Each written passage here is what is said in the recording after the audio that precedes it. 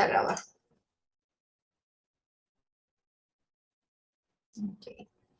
Muy buenas tardes a los presentes. Mi nombre es Suri Díaz y vamos a empezar este webinar que tiene como finalidad hablar un poco de políticas educativas en México.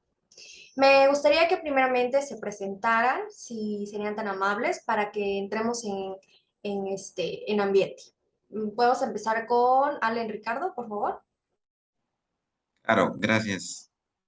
Bien, mi nombre es Allen Ricardo Aquino Trinidad eh, y soy docente en una secundaria. Ok, y ahora Gracias. con Ricardo Cepeda. Hey, sí, buenas tardes. Soy Ricardo Cepeda Solís, estudiante de medicina. Ok, muchas gracias. Vamos a empezar entrando en contexto de lo que son las políticas educativas en México. Les tengo unas diapositivas que voy a presentar a continuación. Si me hacen favor de mencionar si pueden verlas. Sí, sí se ve. Sí, sí, sí. Ok, vamos a empezar. Bueno, una política educativa funciona como el conjunto de acciones que son propuestas y están ejecutadas por el Estado. Las intenciones son que podamos nosotros mejorar a la educación, al menos en nuestro país, que estamos hablando lo que es México. ¿Para qué? Para que puedan haber mejores herramientas educativas, para que pueda haber una mejora en la docencia, para que pueda haber un mejor desarrollo en el alumno, que se pueda ver su nivel de su capacidad que tiene para absorber el conocimiento que los profesores a través de diversos herramientas, ellos puedan dar mejor el conocimiento y que el alumno lo pueda recibir de mejor forma. Esta funciona como una herramienta que permite manipular lo que se espera y lo que se debe lograr en la sociedad desde un enfoque educativo. Las políticas educativas son desarrolladas por autoridades públicas que están supervisadas, asesoradas por expertos en la educación. Bueno, ahí tenemos como el contexto general de que es una política educativa. A modo de jerarquización, aquí funciona de esta forma. Un currículo nosotros lo entendemos como es todo el texto que va a tener la Secretaría de Educación aquí en México, de dónde va el repartir todo lo que es el conocimiento, todo lo que ustedes van a ver en la escuela a lo largo de tu universidad, a lo largo de la secundaria. Los organismos mundiales son los que influyen para que los países puedan crear su currículum. Claro que estos se van a ver a partir de pues tu situación económica, de tu población, de tu desarrollo, porque no es lo mismo una educación en España que una educación en México. Entonces hay que ver estas cuestiones que los países van a tomar algunas cosas, por ejemplo, de organismos como la UNESCO, como la ONU, el Banco Mundial. Ellos te van a dar como las sugerencias para de que tú puedas tomar los que mejor se acomoden a tu plan de estudio conforme está tu país, del desarrollo que tenga tu país. En México, la SEP es el organismo que regula a la educación y sus políticas educativas están fundamentadas en lo que evitan estos organismos. Pero como ya lo mencionamos, van a tomar lo que mejor se adecue a sus necesidades. Y serán tomadas en cuenta por estas cuestiones que son las que dependen de cómo está tu país. Esto es como en forma de jerarquía de dónde proviene desde arriba la información y cómo se va desglosando dependiendo de tu país. Después de la SEP le continúan unas dependencias que vienen de ellas, como son la OSICAM, la CONAFE, que tienen funciones específicas también, y luego vienen las secretarías de Estado, que cada estado tiene su Secretaría de Educación, la Secretaría de Educación de Chiapas, la de Oaxaca, la de Guadalajara, que cada una va como que más enfocada a su estado. Y se llevan a cabo pues diversas acciones que van a regular la educación de los estados, de los municipios, de las comunidades, de los pueblos, de los ejidos y así haciéndose cada vez más chiquita la situación. Ahora, las políticas educativas actuales en México, ¿cuáles son? Aquellas políticas que se han propuesto, que son las más actuales en nuestro país, es decir, aquellas que dice el gobierno, que dice a través de expertos, dicen, estas son las necesidades que nosotros consideramos que actualmente México necesita. Estas que están apareciendo en pantalla son unos ejemplos, no son todos, son algunos. La inclusión social, la equidad educativa, la atención a la diversidad. Aquí en atención a la diversidad entendemos como que antes no se hacía. Por ejemplo, que iba un niño que es ciego y no lo podían recibir en una escuela pública porque decían, no, pues es que cómo lo vamos a atender si aquí no tenemos pues esa, no es una escuela especial o estas cuestiones, o que un niño con hiperactividad. Entonces, esta nueva política que implementó la Secretaría de Educación es la atención a la diversidad, es decir, que ya las escuelas aceptan a todos aquellos niños o niñas que cuenten con alguna discapacidad. Tiene que haber esa inclusión a todos los niños que lo necesiten. También fortalecer la autonomía de las comunidades escolares, es decir, que tu escuela tenga sus propias tomas de decisiones en algunas cuestiones que no sean como que tan específicas, que vayan a obstruir alguna característica que previamente la Secretaría ya tiene como estipulada.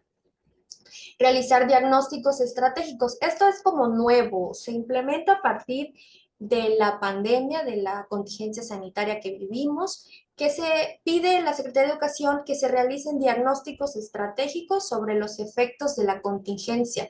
¿Qué efectos negativos ha traído a nuestra educación la contingencia sanitaria? Pues como bien sabemos, la educación se paralizó de golpe, fue así como un rotundo parálisis. Entonces la Secretaría tuvo que implementar acciones pues estratégicas muy rápidas, quizá no bien pensadas. Fue como una herramienta pues para sacar adelante la educación y que no se perdiera demasiado el ciclo escolar, entre otros muchos. Aquí mencionamos pues algunos. Ahora, me gustaría para entrar en plática, para entrar en compartir nuestras ideas, voy a presentar a continuación una pregunta y de estas vamos a empezar nosotros a compartir nuestras ideas, ¿de acuerdo? Bueno, pregunta. De las ya mencionadas políticas educativas, ¿qué otras consideras que también se tienen en cuenta actualmente? Puede ser ejemplo de si el profesor es docente, puede mencionarnos en su escuela, él como docente, qué otras se toman en cuenta, o el estudiante en su escuela, cómo ve que sus maestros o sus directivos, cuáles son otras políticas educativas que ellos consideran que está sucediendo en tu escuela o en tu ambiente educativo. Vamos a empezar un poco hablando de qué otras políticas educativas consideras que también se tienen en cuenta actualmente. Ahí el que gusta empezar, por favor. Ok. Por ejemplo, se me viene ahorita a la mente hay uno que se habló del de diversidad, donde, donde las escuelas tienen que incluir a todos los alumnos, independientemente de la necesidad educativa que tengan. Pues se me viene a la mente también los cursos, porque aparte es que la SEP empiece a incluirlos, pero también ofrecerle cursos como de diplomados, posgrados a los docentes para que ellos tengan las herramientas necesarias para poder atender a esos alumnos con ese tipo de necesidades. ¿Esto funciona como políticas que se implementan en tu ámbito educativo? Y En donde, actualmente, ¿sí? exactamente, actualmente se ofrecen cursos eh, y ciertos posgrados también para los docentes, para que ellos tengan como mencioné, las herramientas necesarias para atender las diferentes necesidades de los alumnos. Ok. Sí. Es- Muchas gracias por el comentario. Ricardo Cepeda, ¿otro comentario? Sí, claro, también mencionabas lo de por la pandemia, la contingencia, pues esto llevó a renovar la educación. Ya se abrieron nuevas carreras para poder llevar en línea, lo cual creo que antes era un poco más costoso. Y esto pues ayudó a que de alguna forma la educación se renovara, llegara a ciertas personas las cuales a veces no tenían una cierta oportunidad pues para estudiar. Ok. ¿Estas políticas tú consideras que actualmente se implementan en tu escuela, que lo que mencionas de educación en línea? Sí, de hecho, pues ya se abrieron, como comentaba, nuevas carreras en línea, ya en modalidad en línea para poder estudiarlas, no sé, en tiempos libres y así. Ujú. Ok. Bueno, hablando de esto de escuela en línea, ¿consideran que la educación en línea funciona a favor o está siendo como que muchas personas no están de acuerdo porque funciona como el de que el estudiante es como muy autónomo, si tiene que buscar su propia información, tiene que ver su horario, en qué momento va a hacer la tarea, o sea, es como muy independiente. ¿Ustedes consideran que la educación en línea está siendo bastante aceptada y ya hablando de esto, de educación en línea, ¿ustedes creen que está siendo bastante aceptada o está siendo favorable para la educación en México? Y otra, México está preparado para la educación en línea. Yo considero que sí, tiene muchos beneficios. eh, por ejemplo, para aquellas personas que trabajan, que cuentan con menos tiempo para poder tener que ir a alguna escuela, entonces poderse, poder estudiar desde casa es un gran beneficio. Y, bueno, además el aprendizaje es un aprendizaje más autogestivo y como bien lo mencionó, ahí el alumno tiene que buscar más herramientas, indagar más, y entonces es ahí donde se produce o se genera un aprendizaje más significativo. Ok. Usted comentaba que si México está preparado para una educación en línea, y pues yo creo que no, pero sí es una innovación de la educación. Usualmente se está acostumbrado pues a las clases normales, lo que es la educación normal, y pues creo que para ciertas personas como que afectó, o más que nada no estuvieron de acuerdo con esta nueva normalidad. Sí, exacto. Muchas personas, al menos habría que hacer como ajustes en cuanto a esta nueva idea, porque ciertamente hay carreras que son bastante, muy prácticas. Tú decías que estudias medicina, creo que es una carrera que necesita muchísima práctica y sin duda una educación en línea en totalidad. Podrían haber ahí ciertos, pues, complicaciones que habría que plantearse de mejor forma. Sí, adelante, vale. Sí, como bien mencionó Ricardo, hay muchas o algunas carreras universitarias o incluso posgrados que sí se requiere que el alumno asista a la escuela, ¿no? Que tenga clases presenciales, como lo es medicina. Medicina sí sería muy difícil, ya que necesita el alumno practicar, entonces la educación en línea sí no le va a proveer de ese tipo de prácticas. Correcto. Pues sí. Al menos, bueno, podemos pedirle alguna experiencia a Ricardo porque imagino que ya te tocó haber vivido una etapa de tu escuela en línea. ¿Nos puedes platicar cómo fue este proceso para ti, pues de que tu carrera es bastante práctica y la tuviste un tiempo en línea? ¿Nos puedes comentar cómo fue tus desafíos o tus herramientas que implementaban tus maestros? Y mejor aún, si nos puedes mencionar qué era lo que implementaban y que si a ver si se acercan un poco a estas políticas que estamos viendo, que se supone la Secretaría de Educación pues nos pone en contexto. Sí, claro, con mucho gusto. Pues primero contando de que pasamos de prepa a universidad en línea y pues se puede decir que fue algo normal, pues porque dentro de todo eh, te adaptas, ¿no? A trabajar en línea. El problema fue al entrar a la carrera, porque ya estando en la carrera, pues como bien dice, medicina es una carrera teórica y práctica, más práctica. Ujú. Porque lo teórico, como sea, pues lo puedes llevar. Lo práctico, necesitas de alguien que te esté apoyando. Y pues sí, ese fue bueno, algo que costó no solo a mí, sino a los compañeros. Ok, les costó muy bien. Muchas gracias por sus comentarios. Si les parece bien, podemos pasar a la siguiente pregunta, que va a ser un tema un poco ya diferente. Bueno, vamos a hablar un poco de la UCICAM. Primero, les pongo en contexto. La UCICAM es la unidad del sistema para la carrera de las maestras y los maestros, retomando un poco el tema de políticas educativas. El UCICAM es el órgano administrativo desconcentrado con autonomía técnica, operativa y de gestión adscrito a la SEP. Esta es una dependencia que, como les mencionaba, es como la que le sigue de la Secretaría de Educación, que cada estado de la República lo tiene. Si se dan cuenta, la UCICAM ha tenido muchos problemas, hablando y contextualizando Chiapas, la UCICAM ha tenido muchos problemas con los docentes. Nosotros vivimos en la capital, me imagino que todos vivimos en la capital, en Tuxtla Gutiérrez.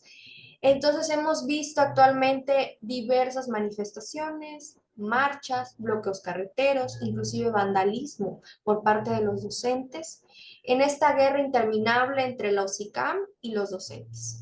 Ahora, nuestra pregunta sería, ¿qué se debería hacer para solucionar estos problemas actuales que tienen los docentes y la UCICAM? ¿Por qué ustedes consideran que actualmente se tienen tantos problemas entre esta unidad y los docentes? A él que gusta comenzar con su comentario.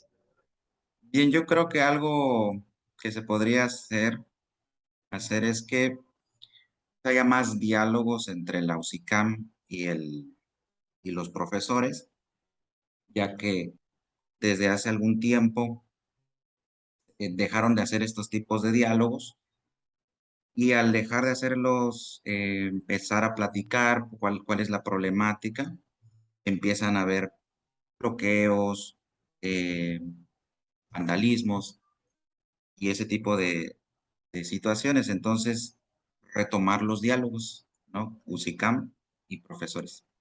Okay. Podría ser una Ah, idea. muy bien. Ahora, para Ricardo Cepeda, como alumno, Eh, ¿en qué les afecta como alumnos el que los docentes estén en constante eh, pues debate con la OSICAM y sobre todo, bueno, al menos aquí lo presenciamos en comentarios, que dice, ¿cómo es posible que un docente se pueda comportar de esta forma? Se supone que eres como el que funge como pues eres el espejo que le vas a ayudar a los demás a poder aportar conocimientos, prácticas y ejemplos. Entonces, nos preguntamos, o al menos a modo de estudiante, ¿cómo nos afecta estas cuestiones de que los docentes estén siempre con una pelea constante con este órgano administrativo? Ah, como docente, Ricardo, tu comentario, por favor. Sí, claro, pues creo que principalmente todo esto pues nos llega a afectar en lo que son las clases. No, claro, ok. ¿Tú estudias en una escuela privada o de gobierno? Actualmente en una escuela privada. Ok, entonces podríamos decir que casi no te afectan pues en tus docentes, no afecta tanto, pues estas manifestaciones, ¿verdad? No, exacto. Yo creo que esa es una de las ventajas. Ok, muy bien. Ahora, vamos a la tercera pregunta, ya para ir yendo a modo de conclusión, vamos con la tercera pregunta. Bueno, vamos a hablar ahora un poco de los programas que se implementaron pues con esto de la pandemia que se generó, que la contingencia pues nos colocó en un panorama que pues no se había visto y tuvimos que dar un salto abrupto a lo que es pues usar las TICs. Aquí en México lo que se intentó fue hacer el programa Aprende en Casa, que fue transmitir en la televisión abierta pues las materias, lo que es secundaria, primaria, preescolar, primero, segundo, tercero. Incluso se intentó hacer a través de radio, pero sin duda hay comunidades y pueblos en Chiapas en los que es imposible siquiera que haya un televisor, a lo mucho una radio. Algunos optaron por cuadernillos, que los padres de familia fueran a las escuelas cada 15, cada 20 días a traer un cuadernillo y pues el alumno no pudiera pues perderse tanto pues las clases. Ahora, además de estos programas, ¿ustedes qué consideran que se pudo haber implementado un poco más para que no hubiera tanto rezago educativo? ¿Qué pudimos haber nosotros implementado en la educación, pues que se llevó a cabo a través de esta contingencia sanitaria? Bien, tomando en cuenta la educación rural, donde era imposible que los alumnos tuvieran clases en línea o se le pudiera enviar material o actividades, yo creo que lo que se pudo haber hecho fue que los docentes dieran asesorías, pero, por ejemplo, mínimo una vez a la semana.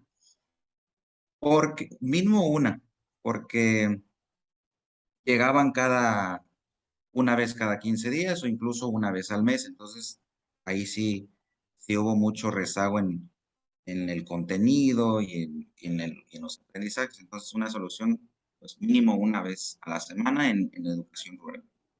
Ok, llegar un poco más de tiempo, un poquito más. Ok, y el Ricardo Cepeda, ¿tu comentario? Sí, igual yo creo lo mismo, más que nada una atención pues a los alumnos. La atención, ok. Bueno, entonces podemos, a modo de cierre, concluir que en nuestro país se están implementando acciones que quieren llegar a la mejora educativa. Ahorita, debido a la contingencia, se han implementado nuevas estrategias que realmente no veníamos venir, por ejemplo, lo que es la educación en línea, que en México como que aún estaba empezando a darle arranque y pues la contingencia lo explotó. Entonces esto se podría más adelante incluso sacar una política educativa que incluya a las TICs, a la educación en línea.